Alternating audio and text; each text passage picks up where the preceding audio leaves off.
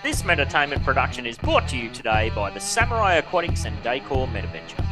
Scan that QR code or click that link in the description and dive yourself headfirst into the Samurai Aquatics Discord server to pleasure your peepers on our current and future range of outdoor decor.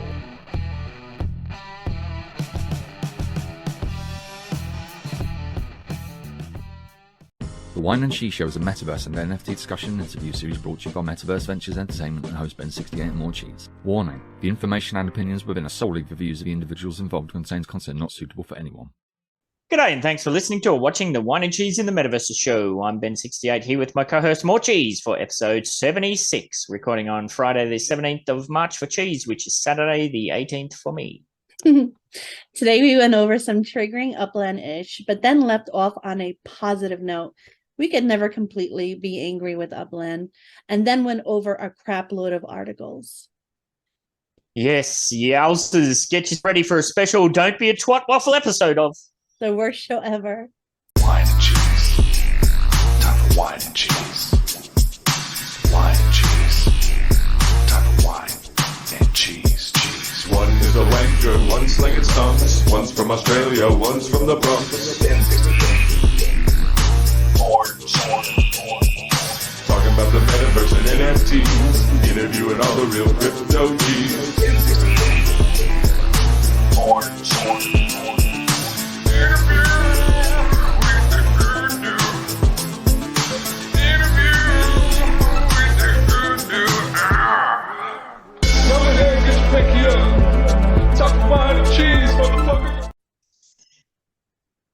Hello, and welcome to Whine and Cheese in the Metaverses show.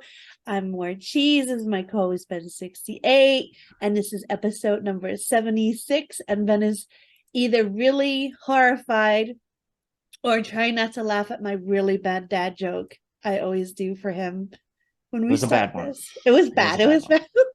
76. That's the best year that's out there, Cheese. 1976. What a year that was. Oh, 79 is better.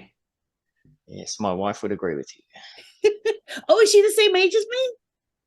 Well, she was born in 79, yes. 79 babies. Woo! Speaking of dates, I believe you just celebrated your second year Upland anniversary. I did. I am now 2 years Upland old. So you're in your third year. Congratulations. Thanking you. 3 years. 2 years. So that means, yeah, you literally started right before Midtown Terrace and Udo and everything kicked off, because we're about to celebrate the second year of all that too. I started the same month. Yeah, that's crazy. Yeah. Look at Yeah, you came into the game and you just went straight to boss mode. Well, I worked my way there. I didn't go straight there. I definitely did work my way there. Good point, yes. But yeah, Right. definitely. And you see opportunities, you seize the moment. That is a perfect segue, Cheese. I love it. Opportunities to seize the moment. Have you picked up your free McLaren NFT Formula One NFTs? You posted it at my 1:15 a.m. They're still available right now. Well, wait. Are you telling me that something that happens at 1 a.m. your time is an inconvenience? Oh. More on that later. This is the Whine and Cheese show. She's going to be pretty thick on the wine this week. So hold on to your butts. Hold on to your butts. Where did you post this? I posted it everywhere. Udo, the URL, general. We were into it in general last night. So yes, if you weren't aware, the McLaren Formula One team, they're not really having a good year so far in the actual races, but you can get a set of digital collectibles. We mentioned this a couple of shows ago, and by all accounts, it seems that this second one is still available now. The first ones did go pretty quickly. It's very easy to sign up. You can just use your Google to log in, and that automatically creates a Tezos wallet for you. It's all very auto-magical. Also magical. I can't find it. I saw it, but then I lost it. I'll dump it in. Oh, if Zoom can get in the road. Let me dump it in Zoom chat for you. Yeah. I'll have to stop share because I can't see what I'm doing. But yes, it's I think it's pretty cool. Now they've got some pretty sick prizes if you manage to collect all of them from the series. There you go, it's in chat.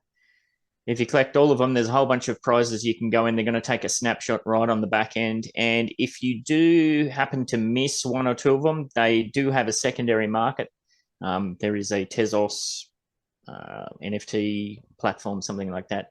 And they were selling for 0.25 XTZ, I believe. So it's only, you're talking about 30, 40 cents, something like that. What are these weird wallets? Which wallet do you use? I didn't sign it. I signed in with my Google account. I pressed sign in with social, and then it's all automagical. I like that word, automagical. Yes. So these are the two I've got so far. We've got the Bahrain Grand Prix one, and yes, last night at 7 p.m. my time, which was extremely convenient, we had the McLaren, the Saudi Arabia one drop too. Yes. Let me know. I believe there's still some there. So if you haven't got that yet, and you have any interest in racing, or even if you like collecting free stuff, I imagine because as I said, there's some pretty hefty prizes here. If people, it doesn't appear to have got much traction just as of yet. So once it does get some traction, I assume they're going to go lickety split. And if you've got some of those earlier ones that people missed out on, even if you're not a hodler and you don't care, there might be some funds to be made there. Not financial advice, of course. Well, you could give me financial advice about free stuff anytime you want. All right. Well, speaking about not financial advice, we're going to have to refresh the bet. I think you've won this bet as well, Cheese. Which bet? The Bitcoin one. I think you've already pulled it off. Oh, yeah? I don't remember 1 week from the next how many bets we've got going on, but looking at the Bitcoin price here, we have gone green and it's rocketing up. Yeah. 26,862 as of now. Yep. Cup and handle, baby. Cup and handle. I need to get us ahead of those. So this is a 7 daily. So when we were talking about it last week, we were down in the down under the 20K range. Mm-hmm. And look at this week. Ooh, mama. We actually got a top of, the actual top, I can't read that. There's 20, almost 27K it got to at one point. So yes, scrolling out a bit further on the monthly chart, it's, Mm-hmm. Fill the gap, bitch. Very, very interesting. 3 monthly. That's what usually happens when people panic and stuff like that goes on. I mean, from this point, it can easily go down, but I don't think it's going to. Yes. Yeah. I should have believed the cheese. Who would have guessed? Somebody that has a financial background would know what they're talking about in regards to finances. Who could have guessed, Cheese? Ben, I'm so used to it. Yeah. I'm so used to it. Like, I'll be talking in an investment room and saying some good stuff, and then a guy comes along and goes, to the moon, and everyone is like putting all these likes and everything. LFG. Yeah, bro. Yes. No, that's the perfect fill the gap, isn't it? When you look at that. Mm-hmm. Interesting. We'll have to wait and see on that. All right, what else is happening with you? You're good. What's going down? I know you had a bit of disappointment this morning. Oh yeah, I wanted to get into that. Yeah, I was supposed to be on a Twitter live, and I've been on Twitter lives before, especially with Zeus from Atomic Hub. This one was going to be geared towards me and Miss Teen Crypto. I was really excited to be on there with her. She's such a great talker. She really knows her stuff. And they just couldn't, I kept requesting to speak, and they weren't able to get me to go to be there as a speaker. I was able to stay there as a listener. Zeus said that this has happened to her before as well. So we'll see. The last Wednesday in March, Wax wants to have me on their space, so we'll see if I have better luck in that. The same thing, a Twitter live thing, is it? Yeah. Scared. Yeah, well, that's like everyone says, why don't you upgrade from Zoom? And I'm like, well, we do Zoom because it's easy and it works. It works. Yeah, it really does. Yes. Well, yeah, that sucks, and hopefully they sort something out there for you. What else is happening in Cheese World? Cheese World. I've been walking every day to try to get my stamina up for Genesis week. Nice. As you know me, I don't really have that much energy, so being able to do things with the community is going to be really good and important. I just need to catch up. Not mustard. I'm not going to mustard. I'm going to catch up. Yeah, well, there's nothing. I think last time the thing that rocked you the most was all the secondhand smoke. It's a shame you can't do something about that. Yeah, that was horrible. We'll see. Yeah, I wouldn't do well in that environment. Yeah, I got freaking really the sick. fuck out. Yeah. It was only pretty Right. much when you're gambling, though, which me, I down like on the them. floor. Yeah, those crap tables. I don't gamble. Or if I do, like if we call them the poker machines here, which is your slot machines, on the very rare occasion that I do, I put like $5 in it, and that's it. Once it's gone, it's gone. Yeah.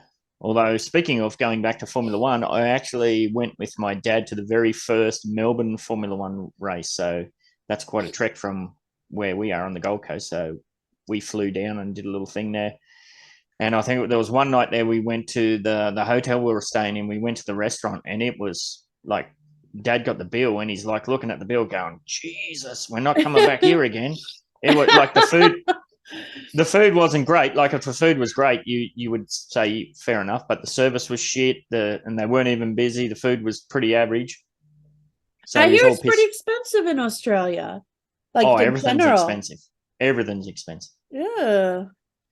Yeah, so we finished up on the food, and there was a couple of poker machines, and I was like, well, you go and get a couple of drinks, and I'm just going to put some money in this. I think I put $20 in or something, and I got like 100. That's and then cool. I just started playing max bets. So I was just like, oh, whatever, I'll just blow it, because I wanted to go to bed, but I just kept winning and winning and winning. And he was going to get more beers, and like he's very much like me, doesn't give a shit about gambling at all. And yeah, I think we walked away with like $360 or something, and we were roaring drunk by the end of it. And it was like, we're just like, up yours, restaurant. Thank you. See ya. We got our money back. Yeah, that was a good trip. Yeah, I try to do only $100 per day if I'm in like a casino. Yep. And if I'm at the craps tables, it lasts long. I'm not a drinker, so I'll have my Diet Pepsi with me on the rocks. Oh, fancy schmancy. I know. Yes. All right. Are you ready to dive into it? Sure. Like I said, people, hold on to your butts this time, which is going to be a good test, because on this week's UDU podcast, if you didn't check it, was all about anti-FUD. Like, don't be a fudder. There's ways to offer constructive feedback. And look, we're going to put ourselves to the test straight off the bat, because, my gosh, there's a fair bit to whine about this week. Yeah. Yes, there is. Yes. All right. So first of all, this one wasn't too bad. So we had the Shamrock Showdown, the races. How did you go? Did you get involved in this? Did you do a couple of time trials? I did a couple of time trials, but you had to be like a crazy person and just kind of do them on your computer all the time. Yeah. So yeah, it was. Sorry, the usual crazy, impressive people got in there. Yeah, it's when RNG is involved, the only way you win with RNG is just repetition. So I used to play a game. Called Lunar Racer. It was like a mobile racing game, and I eventually dominated all of the high scores on that, because I would just play that like a fiend. And there was certain crates that you could hit, and it'd get you a nitro. Well, if you managed to get on a run, it was very rare, but every now and then you'd get all of the crates would open as a nitro. If you got that, then you're going to get the high score. But there was also some skill elements, so it was a little bit different to this Upland thing, which is pure RNG. So, but yeah, the people that put in the repetitions, they got the best times. I mean, I did a few races here. I did a few. I was running late for work like several days in a row because I was setting up races. I'd start a race, let it go, and then, once the race started, I'd just start another one. So I had like, I don't know, however many cars I had a whole bunch of races going at once. I think I managed to get to the next round in 2 or 3 of the brackets. 2 maybe. Oh, nice. Well, it's 2 a.m. my time. I'm not getting up at 2 a.m. You don't have to. They said Yeah. if you don't have to be there to participate, which is really cool for people like you. Is it cool or is it greasy that they can just do whatever they want with your NFTs? It's cool. It's not like they're molesting them or anything. Yeah, I went on not a rant, but I was like, hang on a minute, what's going on here? Because if they're my assets, how can they then use those to automatically set up something and play with my assets while I'm asleep in bed? Interesting. That's a good point. I want to stick my head in the sand and be ignorant.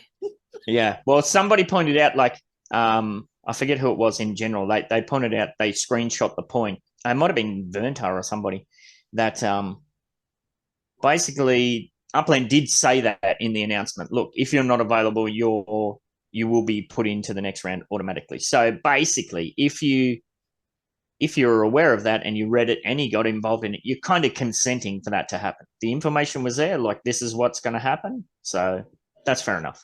Yeah, I could see that. Yeah. Yes, but if you're just Joe Blow who didn't know what was happening and you were just playing around with the race, and then it starts to smell a touch greasy. Just a touch. So yeah. I didn't get up at 2 a.m. Apparently, I just saw it this morning. I asked in general, how'd I go? Did I win while I was asleep at the wheel? And you did. Apparently, there was some issues where people were missing out of races. There was codes were wrong or something. So I believe it's still ongoing now as we're recording. So. Oh, really? All right. Yeah. So maybe I'm out there winning a race while we're here jibber jabbering away. Who knows? But yes, I certainly wasn't going to get up at 2 a.m. to do an RNG battle and then try to get back to sleep. So they have like 30. If you get into the top 30, you get like that special one of 30 Black Explorer, right? Yeah, there's some pretty cool prizes. I mean, yeah.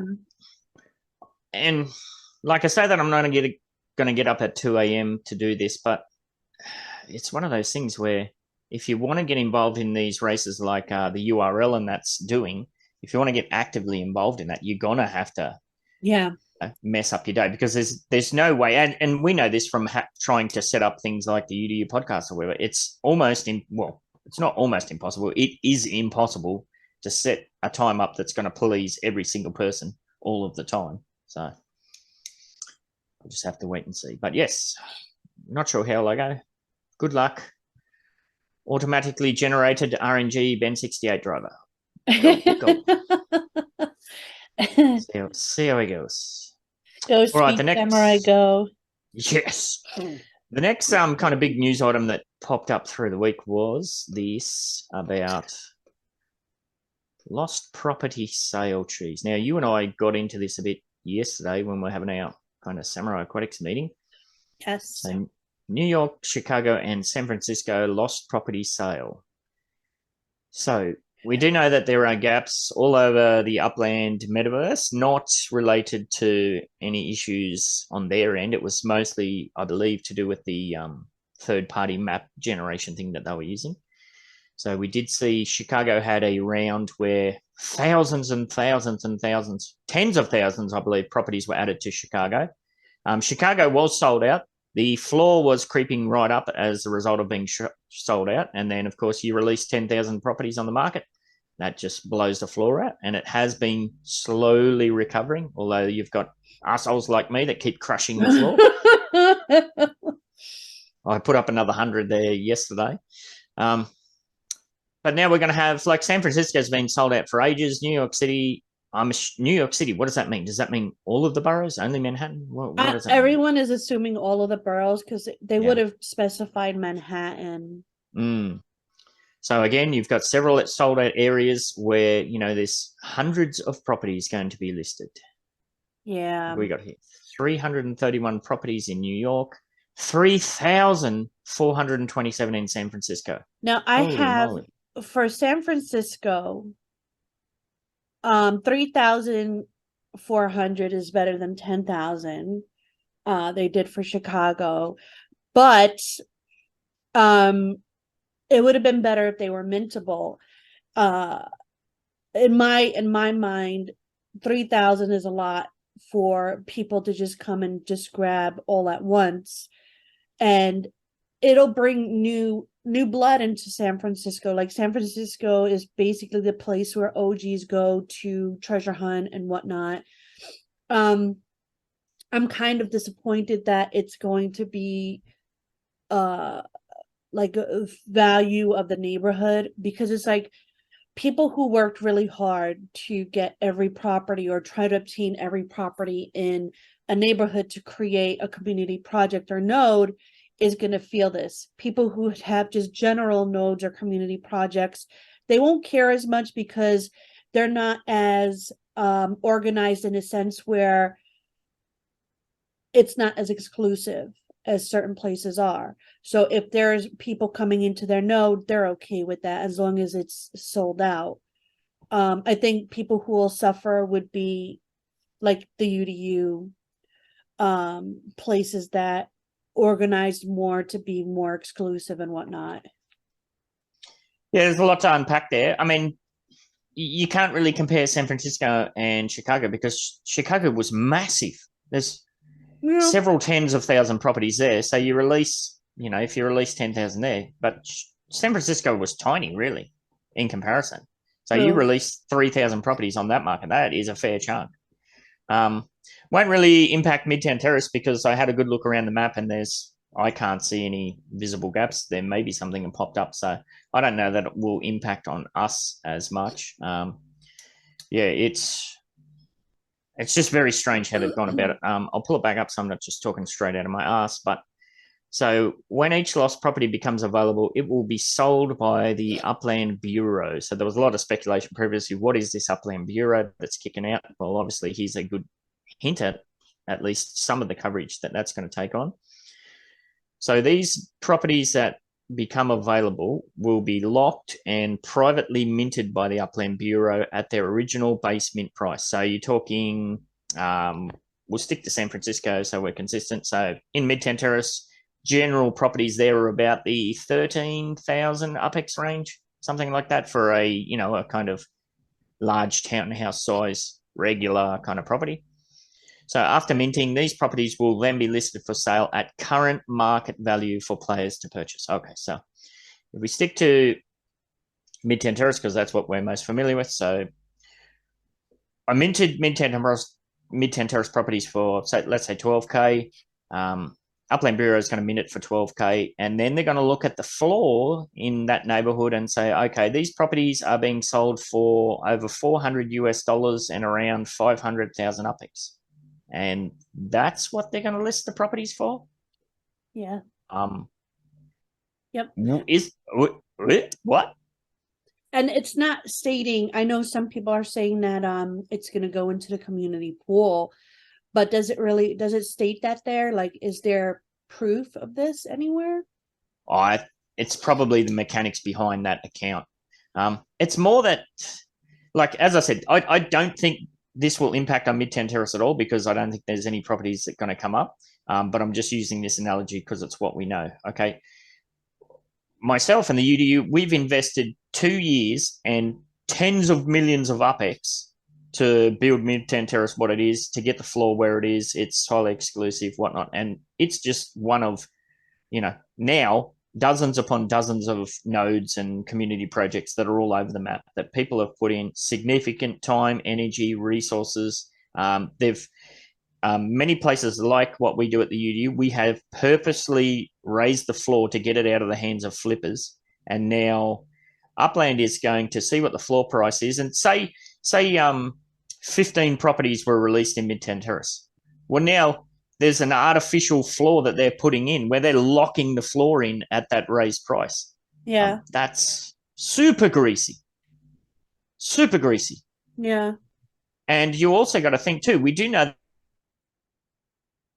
neighborhood ratings are just about to come here again. Midtown Terraces, I think we're at over 83%. We're getting towards our goal of 85%. Okay. If maybe you're in a larger node project, well, what if they release 100 properties in your neighborhood? Suddenly now your percentage is going to drop below potentially whatever the limit is to spawn a neighborhood collection. We don't have any information about this. It's just very, very bizarre that they would do it this way. Yeah. Yes. Now. Yeah. And I brought up voting, like something like this is huge. And, you know, we were given the opportunity to vote on a few things, one major, a few silly. And I would think that something like this would be something that we can actually look into and vote on. Yep. I'm kind of shocked that we weren't able to vote on something like this. I'm hoping that more information comes out. I like to try to give benefit of the doubt. I don't think Upland would punish players for, like, I mean, you created the word node, you got people excited, you've brought how do you say, you've brought value to neighborhoods with the node term, right? I don't think Upland will or should punish those who worked so hard to create something so awesome. I just feel like this could have been done in another way, like maybe in batches, maybe I don't know.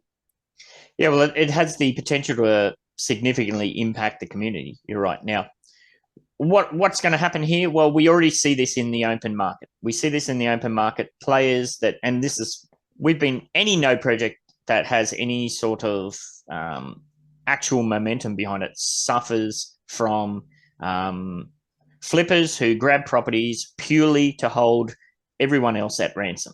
They're not going to develop those properties. They're going to put them in at the whatever the floor price is, and then just going to sit on them. And if you're a node manager, you either have to suck it up and gobble those up at your own expense, or you just got to ignore them and suffer as a result of nothing's going to be done there.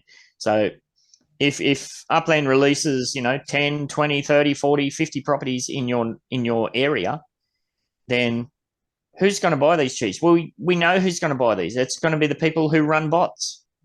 Yeah. And bot runners are not going to, they're not community minded. They're the ultimate hodl to ransom flippers. So you're going to have artificial floors locked in, held by people that plan to do nothing with them. Yeah, it's aside from just giving them to people straight outright or something, I can't see how this could have been done any worse. Yeah. So yes, giving it to them straight out, right? Yeah, I don't know. Like, again, we say if you're going to offer feedback, it should be constructive. Yeah, a community vote would have been great. Although I guess, mate, maybe that's a bit too much for what's involved here. But we don't know. We don't know what's involved. Yeah, I mean, on the flip side, you can't expect Upland to keep track of or know what every single property in every single area has been developed by which groups and who, and you can't expect them to know that. So they have to have some mechanism to be able to get these properties. I think it should have just been, okay, we're releasing, if they have found that there's 3,000 properties in San Francisco, there's however many in Manhattan, however many in Chicago, okay, on this date, we are releasing X amount of properties in these cities. Way you go. Good luck. Have fun. Find them, mint them. It should just be a free-for-all. And then people got to pick, if they want to go to Manhattan and try and pick them, they're going to go there. If they have their node project in LA, well, they're going to go there or wherever. It's just... So, like, all of these specifics of where exactly... No, just say there's 3,500 properties in San Francisco going to be up for minting on this date. Let's go. So it's almost like mini city releases, but multiple at the same time. All of these properties are just going to get gobbled up by bots. See, that's the only devil's advocate I can say. The fact that they're putting it at floor prices maybe is their way of saying, hey, I see you. I don't want to cause bots to grab this from you. So we're going to put these out, but we're going to put these out at floor price because bots aren't going to buy floor price. Yeah, not in heavily inflated areas, for example, Midtown Terrace, etc. Yeah, that's a good point. Yep, I'll take that on board. Yeah. So, but yeah, as far as like, I would assume there's going to be a whole bunch of properties that get released in collection areas. True. And if the floor there isn't too high, I'm sure they're going to get gobbled up. But yeah, I think that's a very good point that I hadn't considered. Yeah, but regardless, you're going to have if you like your node in Bronxdale, like imagine there's 15 properties get released in Bronxdale. Yeah, well, I mean, the price there is really high. I think the lowest is $79. Yeah, but they're going by UPX price. I think over 100K or something, isn't it? Well, maybe more. The lowest UPX price, yep, I think is 999,000. Damn, you've been busy. There's only 1, 2, 3, 4, 5 properties, and there's 2 of them are in Fiat, and 3 of them are in UPX. 2 of them are for $1 million, and 1 of them is for 999,000. Yes, and your percentage is creeping up there. So yeah, I mean, it's going to be interesting to see how it plays out. Obviously, the lessons they'll learn here will be used moving forward. So and again, famously, we are still in beta, so it's all lessons being learned. But yeah, it's a tricky one. It's a tricky one. All right. Are we done? We finished? We're done. We're done? Show over? We have a lot more time then. All right. We got to fluff this out a bit. Or lucky we got a whole bunch of stuff organized. We're organized. So we're organized. So we did have the St. Patrick's Day Block Explorer sale. Now, this triggered me big time. I'm in my 4th year of raging about this. Yeah. Nobody gives a shit, jeez. Nobody cares. Well, this Upland is a head charity. office, what's going on? Is this a charity? Oh, look at these times. Every single bloody time, 9 a.m. PT, which now, due to daylight saving times, that's 2 a.m. my time. I'm going to get up at 2 a.m. to see if it's worth getting up at 2 a.m. to see if I've got a good spot in the list to buy these. Come on, are you shitting me? This is the 4th year of this. This is an international, what's supposed to be an international Metaverse Super App. You have to cater to your international audience. Well, we're not over in Australia yet. Yeah, well, you're not catering to where you are either. I mean, how do you release all of these at 9 a.m. PT? If you have X amount available for sale, like we've got 500 of these hats, 300 of these, 150 of these, we'll round it off. Make it 200 of these, 400 of these, 600 of these, split it in half, do the sale in 2 batches, 8 hours apart, and then you cover the entire world. Everyone has a chance, an equal shot, but no. Yeah, every goddamn time, 9 a.m. PT, 9 a.m. PT.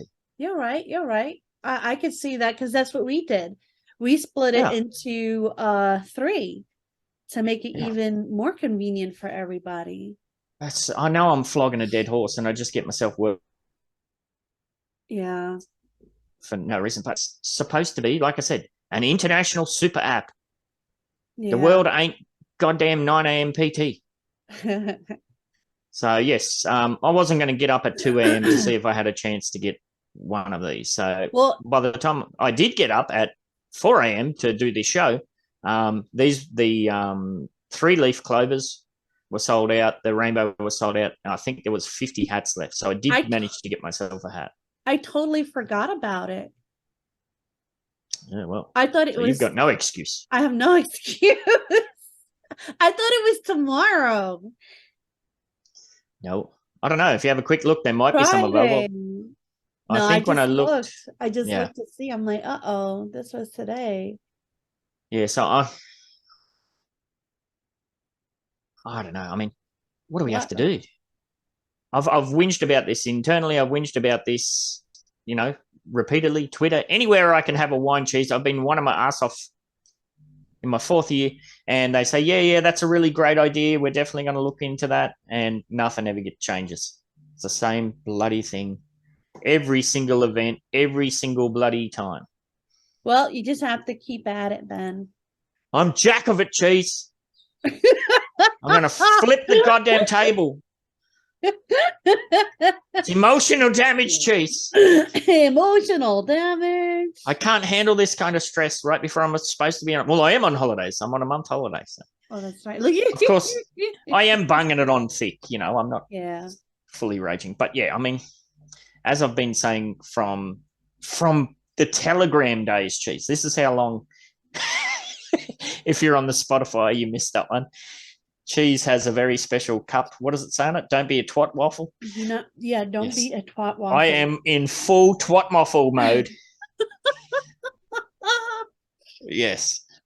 I've been whining about this since the Telegram days. Oh my God, can that be a challenge? Like what? Ben, like they tag you. People send out a tweet and tag Ben and say, "Don't be a twat waffle." What are you going to give them as a prize? Well, we'll put, since I'm not I'm going on holiday, sister. This is all you. No, I know. I'll put everyone who does it. You have to tag Ben. Tag me too, so I can have a record of it. But say it to Ben, please. Yeah. So say at Morecheese. How do you put up with such a massive twat waffle like at BEN68? _Udu.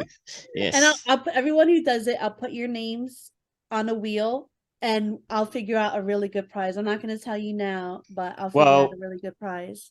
I'll donate 50K to it. How about that? So if you just let me know who wins and who to send it to, I'll put 50K in the pot. So there you go, sickos. That's a prize. That's a prize. Make it. You can make it up as you go along. If you don't remember the exact specifics, just make sure you mention waffle. And tag Cheese.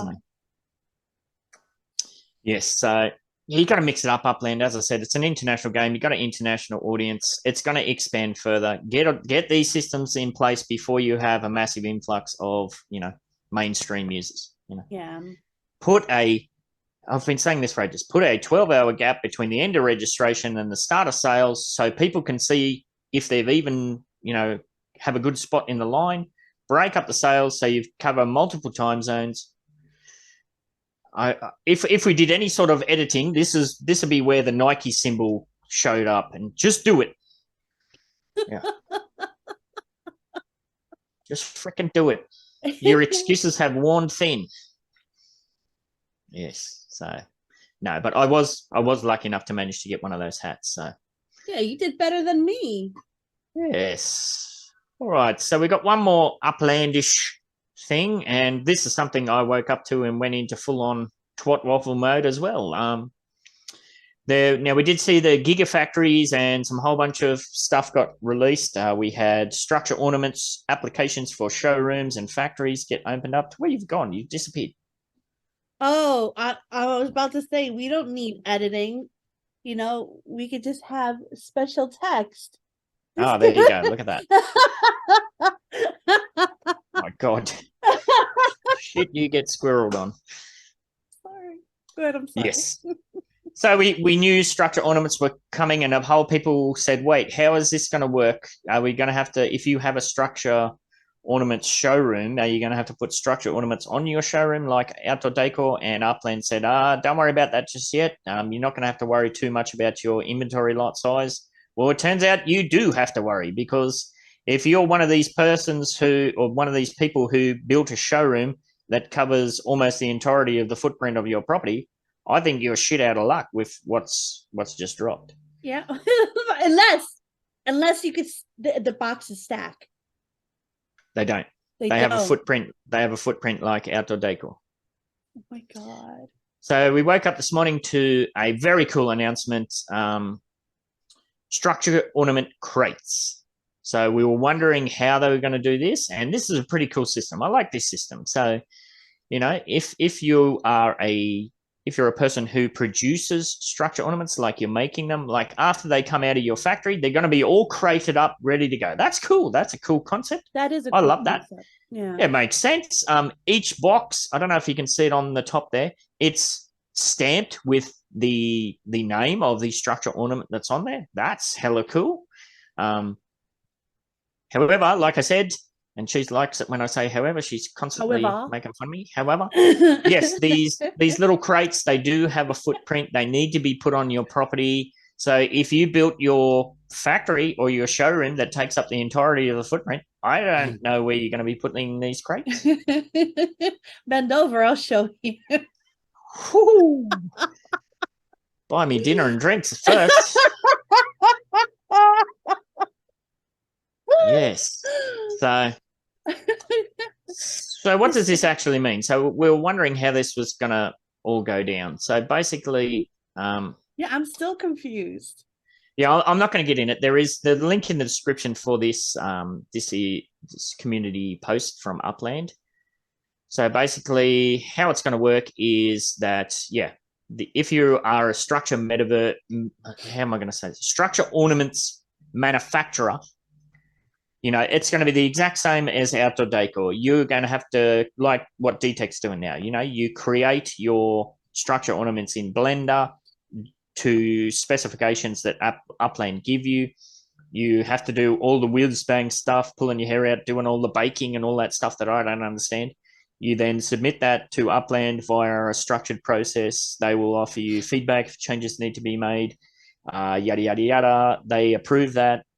You will get a Spark hours, however many Spark hours it takes. You're going to build that in your little factory, and it's going to, instead of like outdoor decor where it spits out the items and we have to put those on the factory, it's going to spit them out in crates. And then eventually you're going to have to transport those crates via your pickup truck, via your semi-trailer to your showroom. Those crates will have to go on your showroom inventory lot to be put up for sale in your showroom. Now, one issue with this, you won't be able to actually, like, the outdoor decor is so awesome where you could see what it will look like before you purchase it in the lot. Now, there's no real way for people to see this in action before they purchase it. Like, how is it going to look? It's just going to be a bunch of boxes. I hope they don't change outdoor decor to be similar to this. No, I don't think so.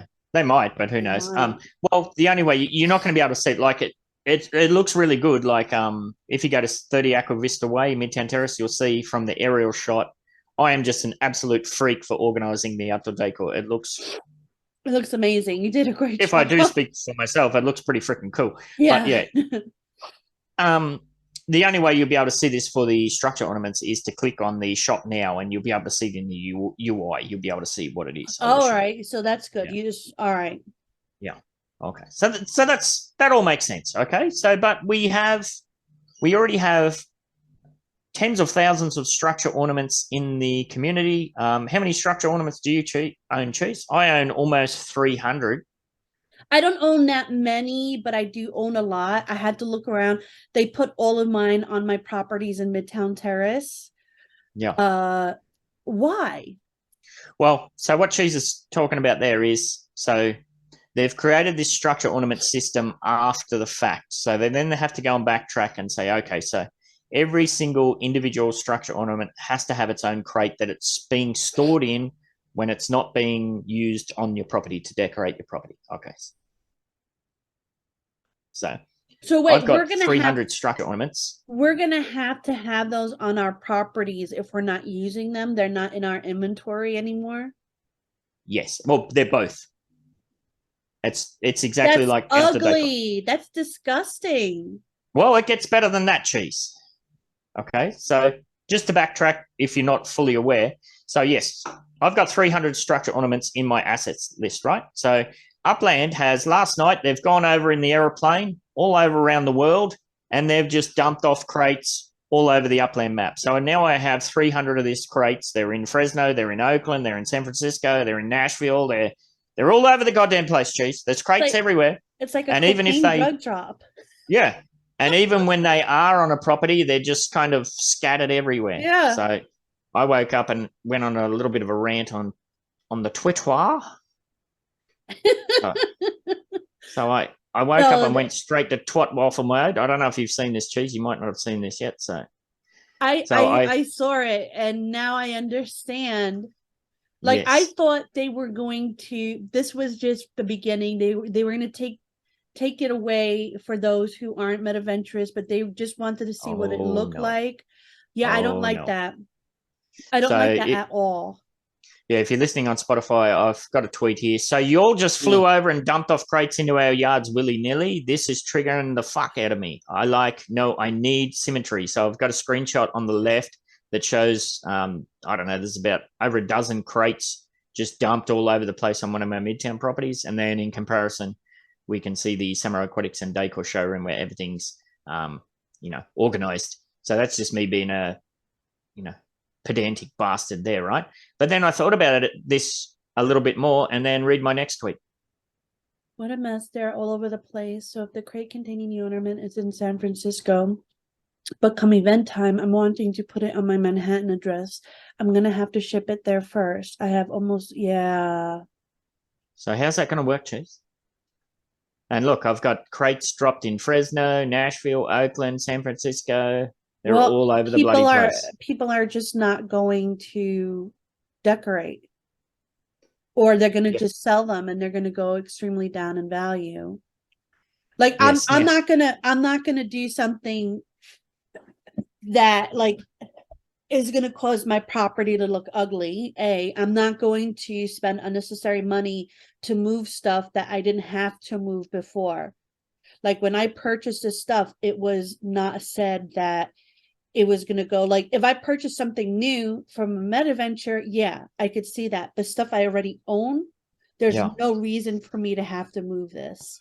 So they're going to just stay in the box, or they're going to get sold. Ooh. Yeah, this is way too triggering for me. I'm going to have to go and find all of those 300 crates that are dropped all over at the Upland map, and I'm going to take advantage of this time we have now while we still have the airdrop feature. Like, as far as I'm aware, I haven't actually found this out myself. Yeah, but it is a freaking pain in the ass. As somebody who's had to do this from moving inventory from the factory to the showroom, like little tiny things, it takes hours and hours and hours, and that's when I know where they are. These are all over the goddamn place. So yeah, I'm going to move. I think I've got a kind of, I don't know, maybe a 400 up square property in San Francisco that I'm not really doing anything with. I'm just going to have one property in San Francisco that's got all my crates on, so they're all exactly where I know they are. But what this does mean is, you're right, if there's some event in Manhattan or the Bronx or whatever, I ain't shipping all that shit over there to decorate. So no, that's a little bit disappointing. The thing is, like, I tried to click on them on my space, and like, the outdoor decor, the cars, everything, you can click on it and move it. I'm not able to click on it. Oh, you mean when you go arrange decor? Well, like like, usually you're able to click on the item, like whether it's a tree or a car or what have you, or those little mosaic pieces, and it says, it pulls it up right away and it says, do you want to move? Oh, you might have to do the workaround like what we do on mobile. So don't click on the item, click on the property. Click on the property and then press more, manage, and then there's a button there that says arrange. You should be able to do it from that. Oh my gosh. Yes. But yeah, I'm a mobile player trying to move all these little tiny boxes around with my big fat finger.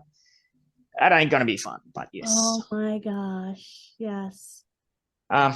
There should have been a process. I mean, I guess it would have been too much to do.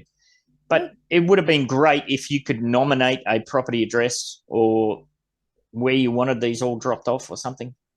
You know what I wonder? I wonder if they did it like where you last had your ornaments. No, because I've got they're in Nashville, they're in Fresno, they're in Oakland. I've never put ornaments up there.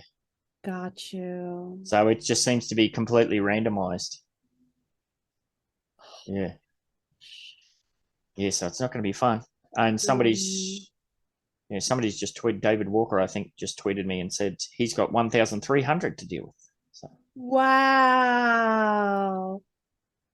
man, I feel for you, David. Oh yes, he's holy moly. I'll bring this up. That's too funny. Yeah, so it's going to be a hell of a lot of work. So I feel for you, DW. Have a look at this, Cheese.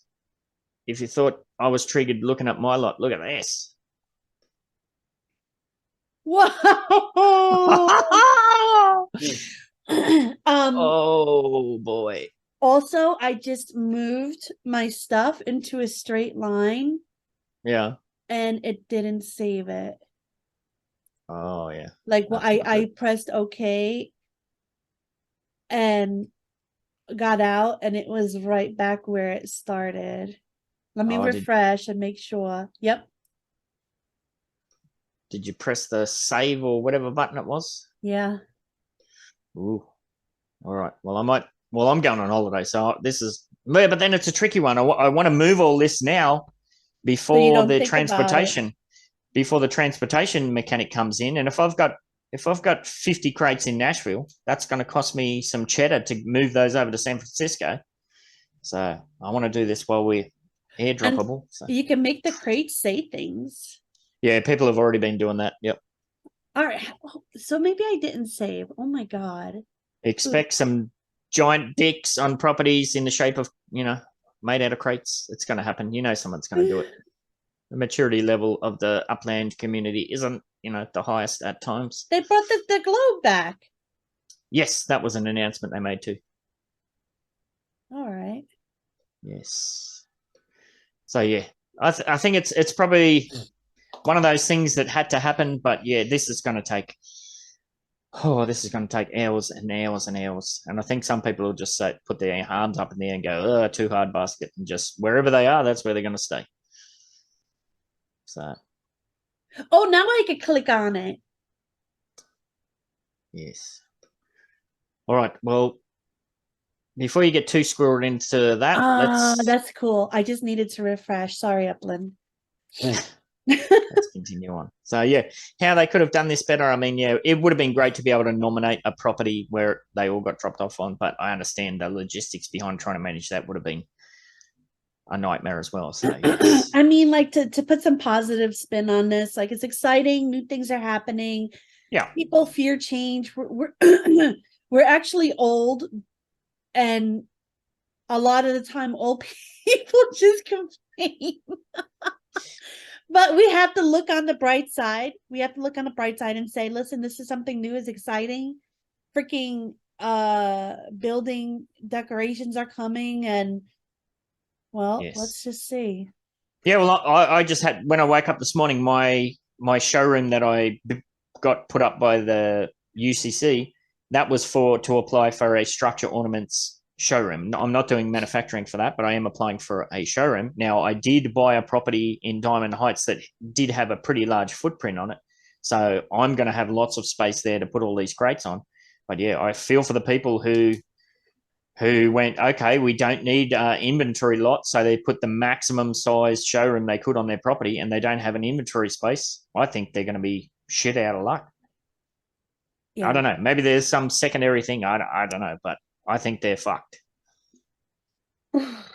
Well, speaking of Spark Services, yes.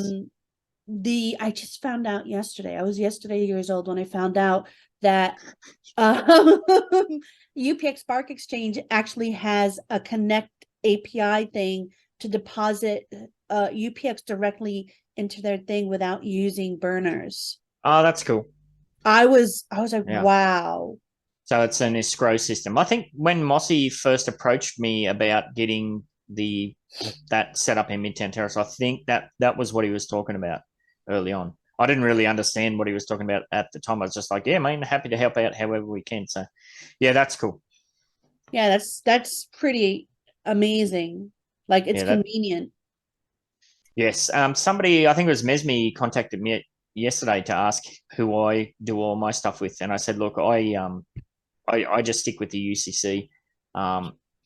because they offer a premium service in my eyes. Like I have customized contracts with that team. I just set and forget. I don't have to do anything really. So yeah, it's great. I think they both each have something for everyone. The UCC, I agree with you, is very personalized, and you and I do stuff with them mostly exclusively, but at the same time, the Spark Exchange is something for the everyday person who is like just has a build or two, who just wants to get something knocked out. If you're a big node and you want to set and forget, UCC is great. If you're the everyday just regular builder, then a Spark Exchange. I think everything has a place for everything. Absolutely, and we need those contrasts. Like I think that the Spark Exchange is very good, that you kind of that entire economy is always finding where the Spark price has at the cheapest kind of level. That fluctuates depending on the rhythms, much more quickly, the rhythms of the Spark market. The UCC does adapt their pricing to reflect the general consensus, but it is a lot more a lot slower, which you might say that's a bad thing, but as somebody like myself or yourself who's, I'm doing node projects worth tens of millions of UPEX, some stability in the pricing allows me to plan ahead, to prepare and that sort of stuff. So if I was having to deal with fluctuating prices on every build in 100 build contract, that's going to be a giant pain in the ass. So a kerfuffle. Yes. So yeah, speaking of contracts, my last Strutwood build for the Strutwood UDU node finishes in a couple of days, and then my 5 Midtown Terrace properties are all up and been built now, and then your node's next up. So I'm actually going to put some of those up today, so that will start pretty soon. So nice. Yeah. And after that, speaking of big contracts, then I have to do Lone Mountain, and I think I own 150 properties in Lone Mountain, something like that. So that's going to be a big chunk of change. I think I have about 20, 25-ish. Yes. I got to see. I got to do those too. Yes. I need more Spark. Indeed, don't we all? It's never enough. Never enough. All right, shall we dive into some articles? Sure. Now, I had a quick look around. There's a couple here that come up on my radar from people in the Upland community. There's a few that I've just pulled up myself. As always, I've grabbed the headline that sticks out to me, and we'll go along with that, and we'll learn about it ourselves as we kick off the first one. If I can bring it up, Cheese, take it away. DraftKings faces legal woes as the NFT market tanks. Wait, tanks? I remember actually finding out about DraftKings before football betting, and I remember I bought one thing from them in the NFT thing. It was a Wayne Gretzky thing. Yep. And then I just forgot all about it, and this was over a year ago. Now, you're going to have to get me up to speed.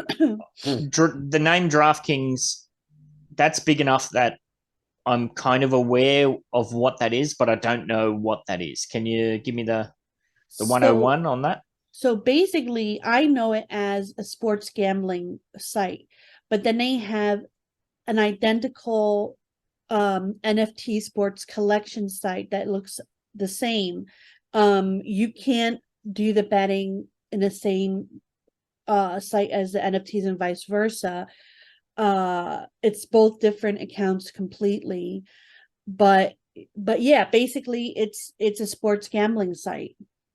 Okay.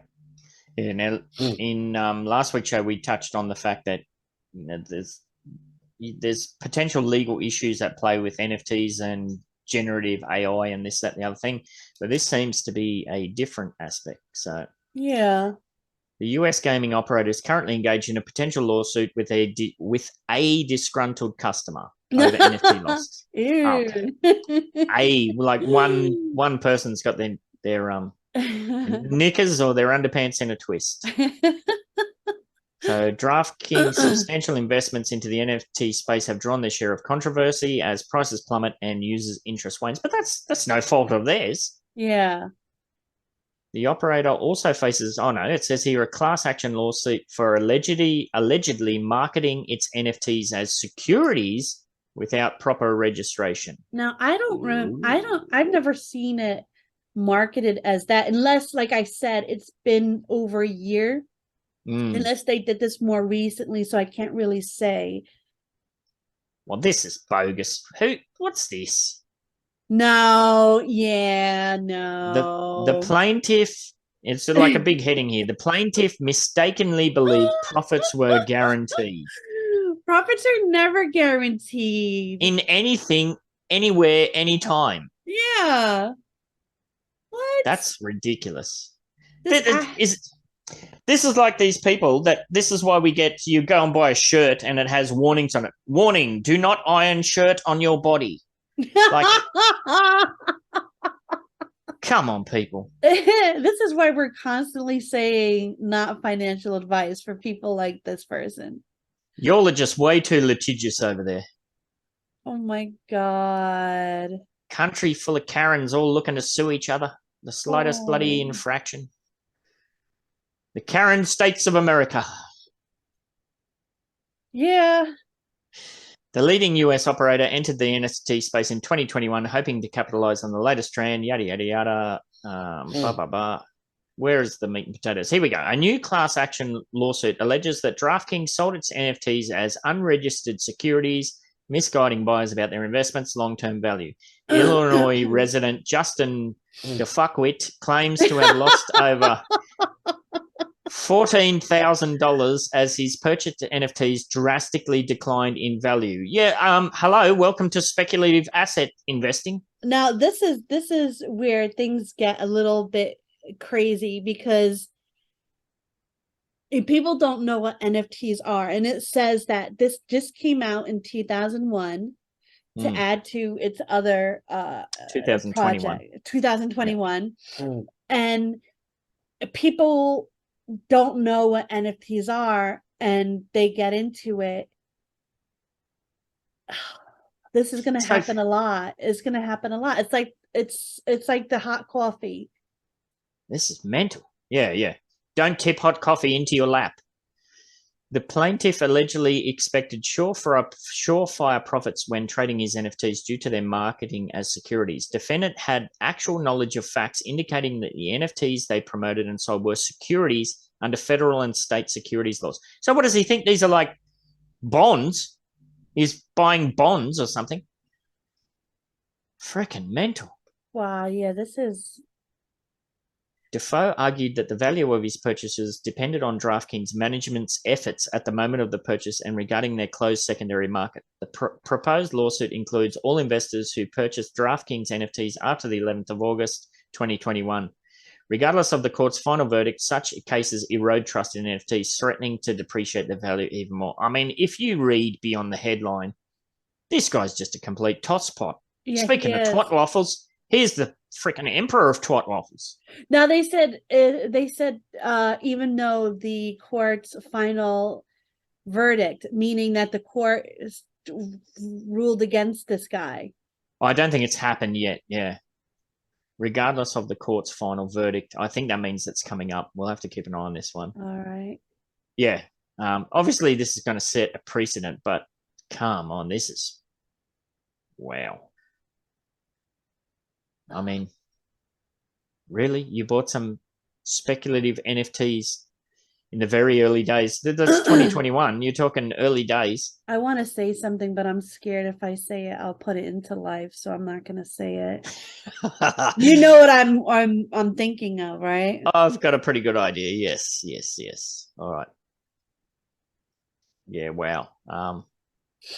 What do you say? All right. We'll keep an eye on that one and see how that eventuates. But yes. As we keep saying, and as we covered in the last show, like, do not, if the loss of any of these things, whether it be NFTs, Metaverse, anything like this, if you're investing, if you're putting money into this and the loss of that asset would cause you any in real life financial stress, don't do it. Yeah. I mean, if you're gonna put serious money into something, make sure you know everything about it. Especially not freaking game. Yeah, and be willing to write the entire thing off as a loss. Could happen. Not saying it could happen to any one platform, but there's plenty of things that have come and died. Yeah, I mean, we FUD all the time, but we're not going to, like I said, respectful FUDing is healthy. You need to do it. You need to get stuff out there that needs to be talked about. But when it comes to the point of FUDing to the point of every day, all the time, 24/7, then you just need to leave and go somewhere else. Yes. I mean, how many... We must have covered dozens upon dozens of NFT projects from the very early inception of this show. How many of those are still around, still powering on? Not many. Not many. So it's very hard. Like, and we see this within the Upland community. It's very easy to have an idea. It's very easy to start something, but to stick to the grind, especially when the community, the engagement levels are so low, that's the hard part. I think Tales of the Crypto is a good example of the flip side of that. Those guys are just powering on. They're always doing stuff. There are, as I said, like Tales of the Crypto is an example. There's several dozen very good examples that we have covered and that they're still kicking on, but there's just as many, if not more, that, I don't know, they might not be dead, but they're very, very inactive. Yeah. So, yes, strange one. All right, next up. Now, speaking of strange ones, how about this, Cheese? You all in on this? Let's see. Microsoft is testing a built-in crypto wallet in Microsoft Edge. So it'll be kind of like Brave, but for Microsoft Edge. I don't know, but all I know is the first thing I do when I just fixed up Keanu's computer. I did a complete system wipe and reboot. The first thing I did was uninstall Microsoft Edge.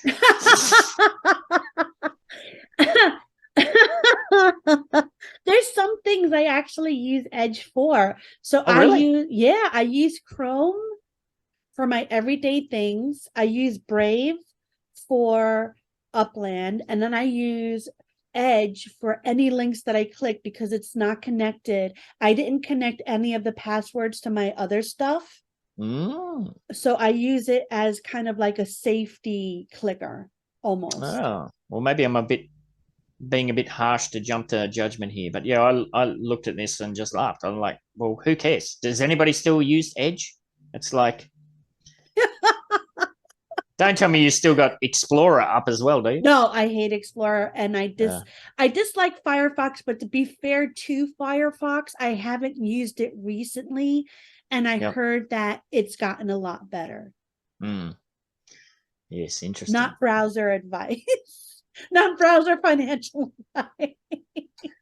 Yes, well, we have talked about how, and we just saw this with the McLaren F1. Like, if you follow that through to claim those NFTs, it automatically creates you a Tezos wallet. Like you've been saying for ages, I don't want to have 50,000 wallets. You go into every shop and they've got their own wallet. Maybe this is the start of what's to come as far as some kind of central wallet-y system. I don't know, because if you go to Brave, there's like a bat wallet there. Bats. Yes. Microsoft is working on non-custodial built-in Ethereum crypto wallet for Microsoft Edge to allow users to send and receive crypto and NFTs. Public keys can be shared with others to receive payments, while private keys should be kept secret, and yada, yada, yada. Yes. Okay. So it's a Ethereum wallet. Don't we have enough of those already? Yeah, we do. Like, are they offering anything to kind of incentivize people to use it? It is not yet rolling out to insiders, and it's most likely only available to Microsoft Edge dev channel. Blah, blah, blah. This is a non-custodial wallet, meaning you are in complete control of your funds. Yada, yada, yada. We will not have access. Yes, yes, yes. As a tester, blah, blah, blah, blah, blah. Bleeping Computer tested the new feature, and during onboarding, testers are asked to generate a password, a 12-word phrase. Yeah, that's all standard stuff. After finishing the onboarding process, the wallet generates an Ethereum address. Yeah, we know all about that. Blah, blah, blah, blah, blah. Why would we do this? What's the difference?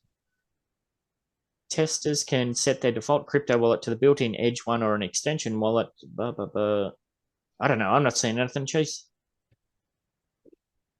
Oh, hang on. Microsoft has partnered with Consensus to offer a built-in cryptocurrency swap feature between Ethereum, DAI stablecoin, Uniswap, USD coin, and Tether coin. I mean, I can do all this on my MetaMask unless Yes. people are scared of MetaMask and they just want to use this. Like, Yeah, most of the decent crypto wallets, the hot wallets nowadays, they have some kind of feature like that. The Middle East, we encourage you. I don't know. That just seems. Unless maybe this is being set up as a foundationary piece to something else, hopefully bigger, better, that they're working on. maybe. Hopefully, because if it's just another bloody wallet, who gives a shit? Keep this in our back pockets. Yes. So that one didn't really excite us, but I think this next one might. Cheese. Have a look at the tab. You get a little preview up there. What do you think that's going to be? PS4. What do you think? What's your speculation? PS4 is going blockchain? Almost. PS4 testing cross-platform NFT in games. What do you think? Excited? I don't know. Like, I know consoles do cross-platform with computers, but what do they mean by cross-platform NFT? Well, dive in. Sony Interactive Entertainment has been toying with PlayStation NFTs for a while, but a newly discovered patent reveals an interesting new approach to NFTs in games, like cross-platform transfers and trades. The patent... Yes. Oh, go ahead. I was just going to give you a break and take over. The patent is the first to be identified by Segment Next. A user can find a unique NFT in a game. That asset is then used across multiple platforms. Sony wants NFT owners to also use it in other games. So that's pretty cool. I mean, wow. We've talked about guns and skins and whatnot. So yeah, the next part says a unique skin which only one gamer group can find is a simple script that has a hypothetical scenario of Sony that will own its NFT and use the skin in other games. And well, this article is written horribly. Sony offers several other scenarios, such as where one player becomes the first to take action against a boss, then the right to use the weapon in other games. My God, this article is written horribly. But basically, yeah. Wow. Being able to use NFT-based items through multiple different Sony games or even cross-platform situations. This is all right. So this is going to be very difficult because, like, you have one game that has certain graphics and what it's what it uses, and then you have another game. Like, is the NFT, how is it going to transfer? Well, this is what that whole standards thing that Upland's working in collaboration with Decentraland and all those other partners, where they're trying to set standards for things like animals with that whole species.io. So that's where that kind of stuff is going to be very important. Ooh. Yeah. So, I mean, we know this is where it's all headed. Eventually, the gamer community will wake up to the fact that, dickheads, this is immensely beneficial to you. Eventually, they'll get it, and then they'll demand it. Yeah. So, yeah, yes. It's like you don't have to care about NFTs or blockchain. Just all you need to know about out there, gamers, is if you get something really valuable, it's yours now. You can do whatever you want. Yeah, it has actual value, not just like what you can do with it in the game. You can also like sell it and get money from it. Yeah, it's like if you get to the end of your game now, if you've played Resident Evil 3 and you've got to the end and you thought, well, I'm not going to play this again, well, you take it back to the GameStop or whatever the local one. Here in Australia, we have EB Games. You go there and you sell it back to them. You don't get much money, but the same thing applies to the NFTs. If you've unlocked all these things, like, I'll use that because that's one of the few games that I played through, like Resident Evil 3.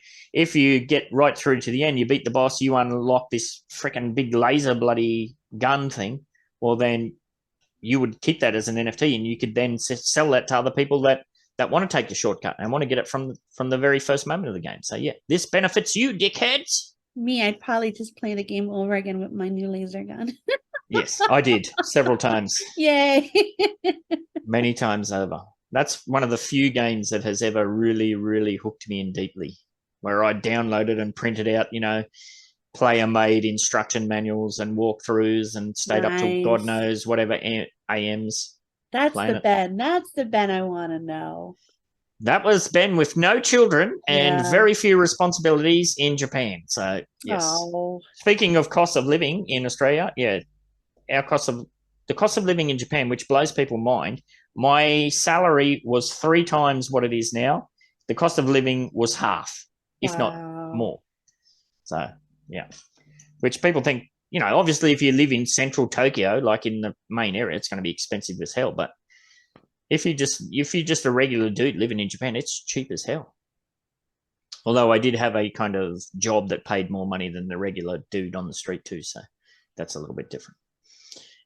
Yes, but I think that's cool. If Sony has patents in place for that, there's a few Sony articles we've been covering on this, but like we said, this is the entire industry is slowly creeping forward. Get on board. The sooner you get on board, the more benefits you potentially reap in the long run. I have a feeling it's going to be so seamless. People are going to be on board without even knowing it.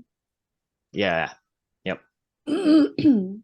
Yeah, I think you're right in that respects. Now, Cheese, what's the oldest kind of metaverse that you're aware of? Metaversey feely kind of thing. I would say the MMOs I used to play back in the day.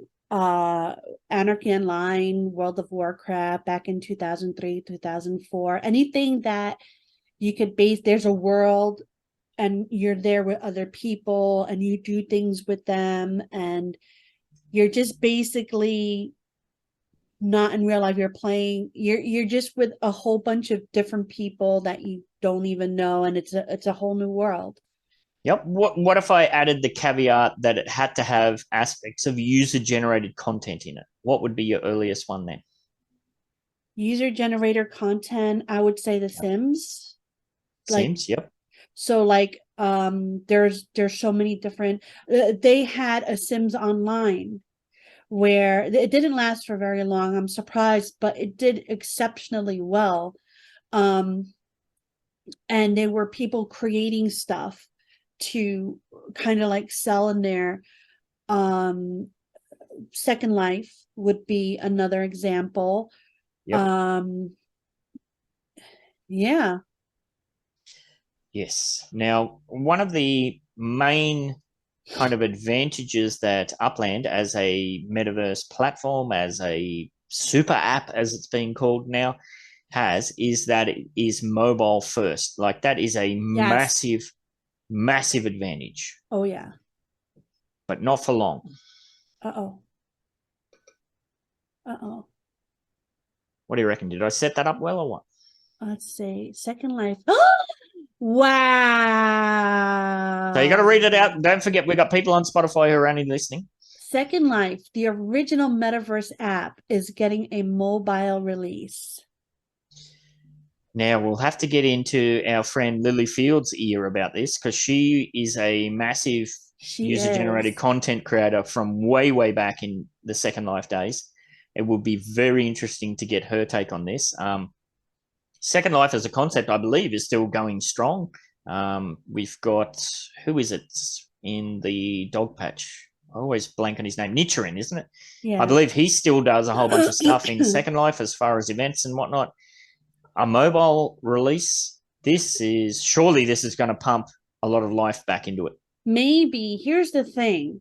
So I went into Second Life again to see what it's all about, and they have a tutorial now that you go through to see all the mechanics, how to move, how to this, how to that. It's still not user friendly in my opinion. Yep. It's not. It gets to the point where you're done with the tutorial and then you go into somebody's shop and then you see all these files and then you see all these, it's almost like a programming language.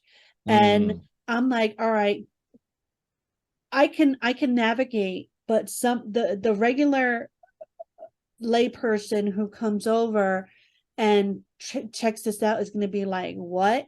Like, huh? Yeah.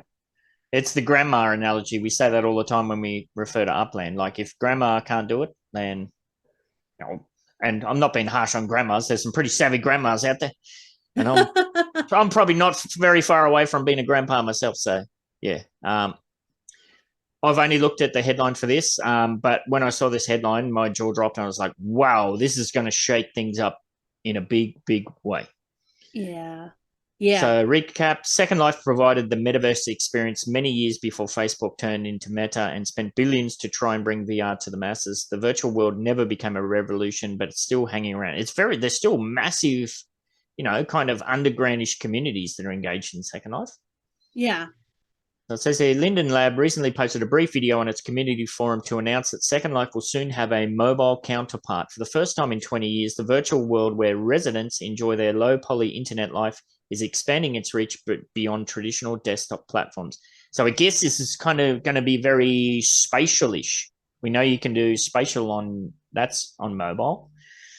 So well, see, if this was as easy to put together, not as easy, but halfway there as spatial is, I think Second Life would blow up in regards to popularity. Well, it says here the mobile version of Second Life will presumably run on Android and iOS, and Linden Labs chose the Unity engine to create their Second Life mobile viewer and port their online experience to tablets and phones. Yep, absolutely. Unity is one of the places to be. We know several people in the community that use Unity. Moon Unit being a classic example. He's all about Unity and spatial, like that cross thing. So yes, take it away. According to San Francisco-based company, Second Life Mobile will provide a virtual world, which is essentially on par with the one available through its desktop systems. The developers had to make some small compromises, but the complex behaviors of users' avatars and the rich 3D world of Second Life should still be there for residents to enjoy. But you see that complex behaviors. That's referring to the avatars, though. Like what you're talking about there with buying from files and that's going to have to be greatly simplified in the UI for mobile. So, I don't know. I think this is going to be pretty big, Cheese. Yeah, if they make do it it more right. simple, yeah. Yeah. The original version of Second Life was released in 2003 and experienced rapid growth and in popularity over the years. By 2013, the virtual world had 1 million regular users, but by 2017, the active avatar population had declined between 800,000 to 900,000 users. Had declined to, that's still, if you've gone from 1 million users to 900,000, that's hardly a, oh my God, I know. Moment. That's ridiculous. What a stupid statement. See, and now the second paragraph right there, kind of, to outsiders, Second Life almost felt like an MMORPG game with fewer polygons and interaction opportunities than World of Warcraft. Linden Lab has always insisted that their creation is not a game, though, as there are neither manufactured conflicts or set objectives. I think that's what stopped me from not wanting to pursue it in a way, because all it was a meetup for people who wanted to sex basically. All I saw were women in panties and bra running around, guys in underwears. I mean, to be fair, it was a long time, because I was heavily into Anarchy Online in 2003, 2004, and I was trying everything like EVE Online, WoW. I tried this, and back then to me it was just silly, but it might be a lot better now. Interesting. So it says here, for quite some time, Second Life was hyped so much that people started spending enormous amounts of real money to purchase virtual properties in fictional Linden dollars. Okay, so they started clubs. They started clubs, and this one person's had this really huge freaking club, and he sold it for quite a lot of money. I think Yeah. oh yeah. Well, and we talked about this with that whole lawsuit, with the DraftKings lawsuit. Now, if you bought some of this stuff way back in the day and you held on to it, this might be about to pump your bags big time. Oh yeah. Oh yeah. Yeah, people who So- are into it and created something may want to go back and just kind of like update a little bit, sweep the floors, get it Yes. purchase ready. Yeah. I mean, if you had some stuff there, we'll have to get in Lily's ear. As I said, she'd be the one who would be able to give us the lowdown on what this kind of signifies. So it'll be very interesting to see indeed. All right, one more to touch on cheese, I think. Now, this is one I said, I believe it was Desjack shared this in Upland General, not last night. It might have been the night before, or maybe it was last night. I don't know. I was raging about something. So, exploring the possibilities of Web3 with super apps. Okay, now the reason that I've got this one up is because it does go into details about Upland. So, take it away if you're not squirreled. Some of the biggest players in Web2 are striving to create so-called super apps, eyeing the incredible potential growth that tapping into every kind of internet service would enable. The concept of a super app is that a single company or provider offers access to every kind of service imaginable: payments, messages, gaming, shopping, savings, transportation, eating, and more, all bundled into a single application. With such a comprehensive offering, super apps can grow to serve millions, perhaps even billions of users, serving as a veritable gold mine for the one who creates it. That's because they can generate revenue in numerous ways. For example, through advertising, transaction fees, and selling users' data to third parties. Yes. Leading by example is China, home to the original super apps WeChat and Alipay. We're going to skip that there. You know, the super app situation in China, there's a lot of social connotations there that, I mean, if you dive into it, can get pretty greasy pretty quickly. So, I don't know. We're going to skip over that part.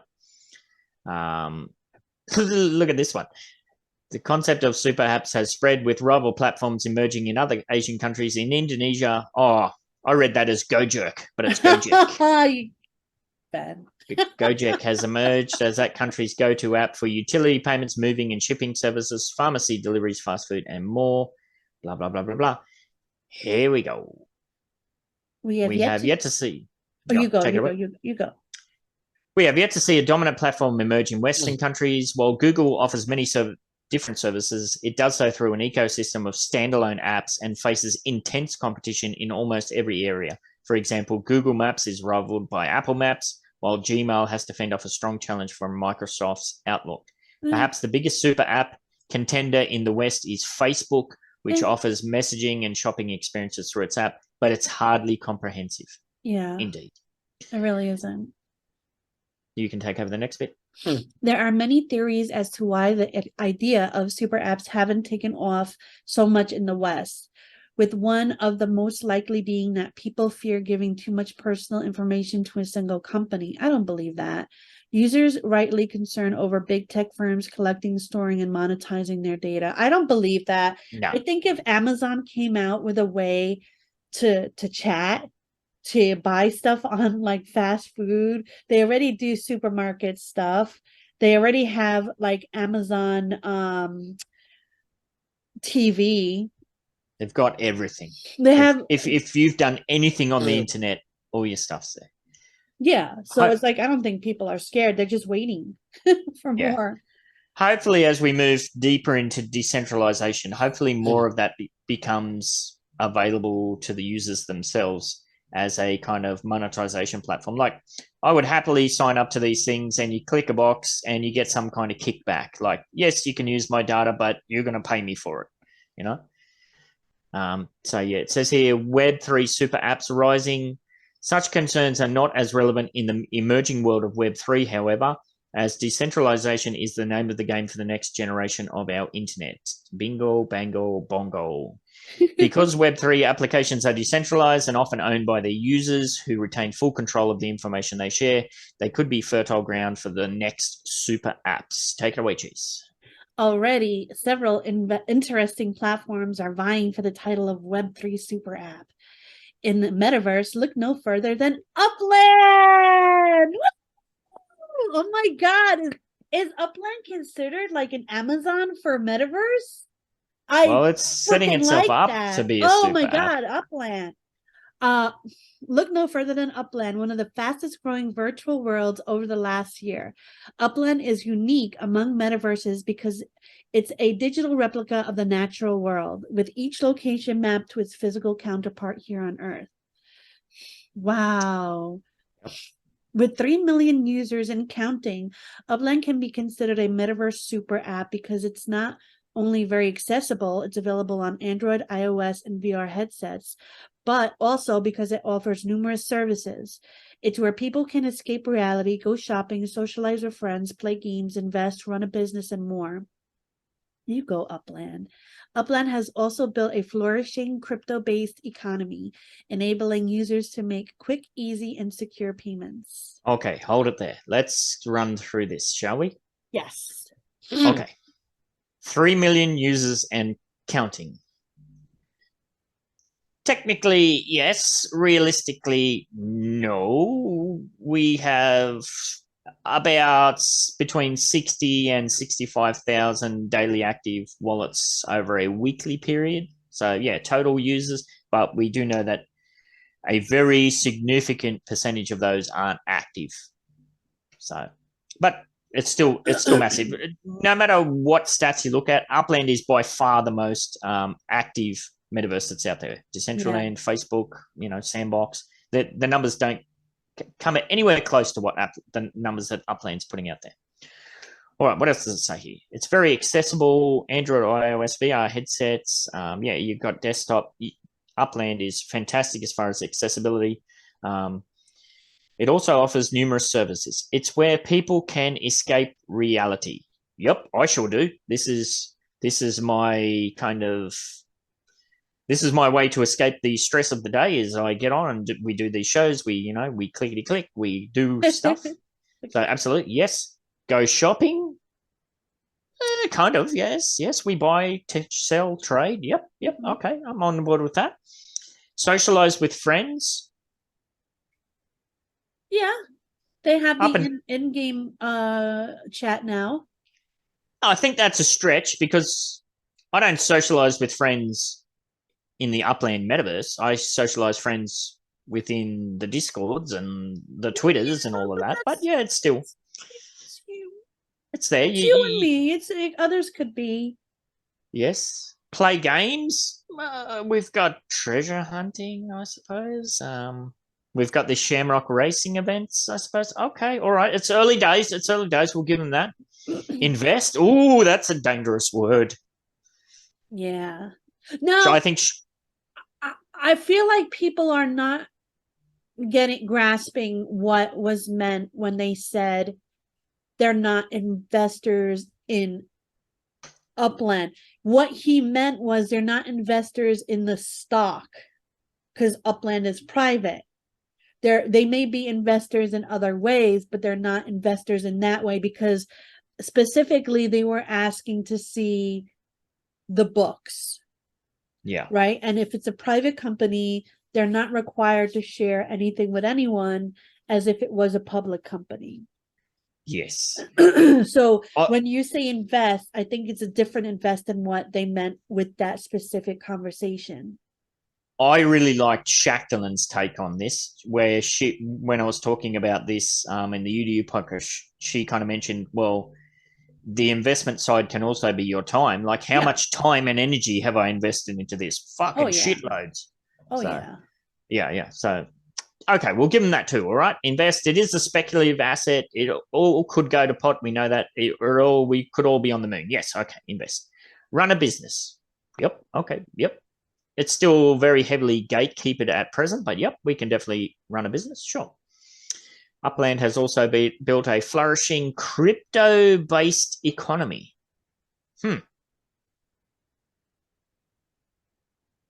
What's your take on that?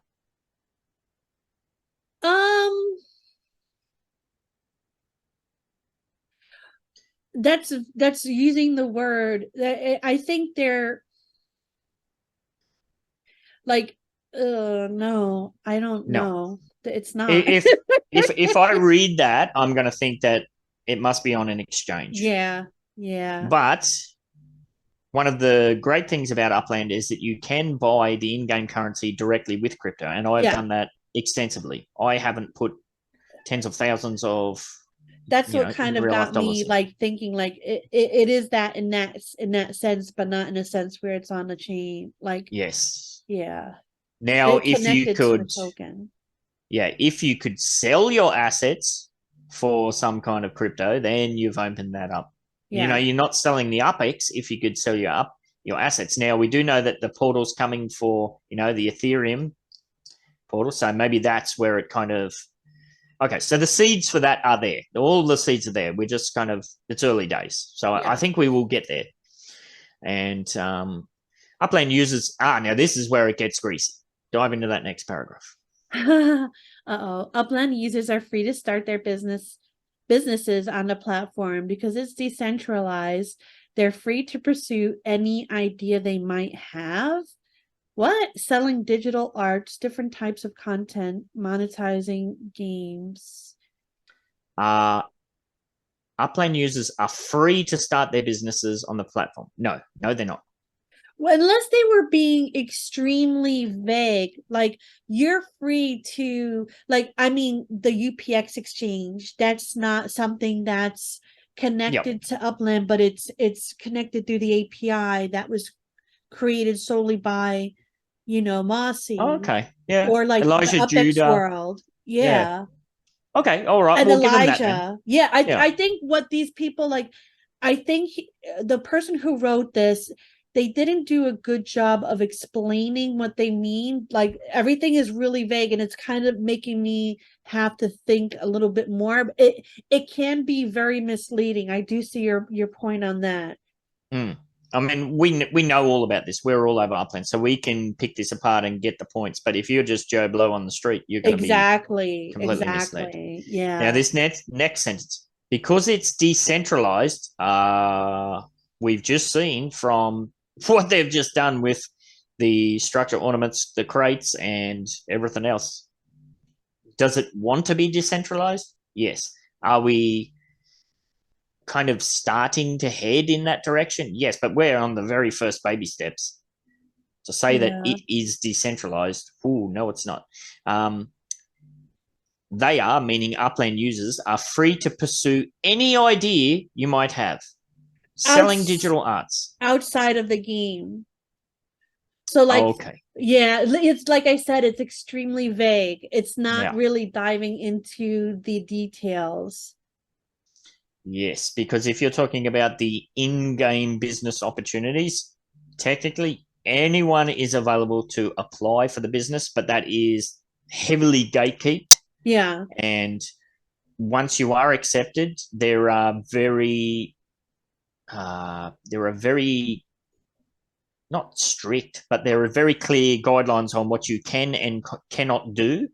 And even then, you have to submit an approval process. Some items will get rejected because they don't meet whatever standards or who knows what. So that's I think being very loosey-goosey with the terminology. Very loosey-goosey. I think they're pointing to more so level 2 projects. Yeah. That attach to Upland but aren't quite in Upland. Or it's pointing to the future where we all want this to end up. We want anybody to be able to start anybody and everybody should be able to start an outdoor decor business. Are the mechanics in place now for that to happen? No way. We're seeing 3, 4, 5, 6 month lag times on assets being approved for manufacturing. So that all has to be tidied up. So do we want to get there in the future? Absolutely. So yes. Yeah, so I think there's a lot of good stuff in this article. It's just, that some of these ideas needed to be fleshed out a bit more with a bit more context.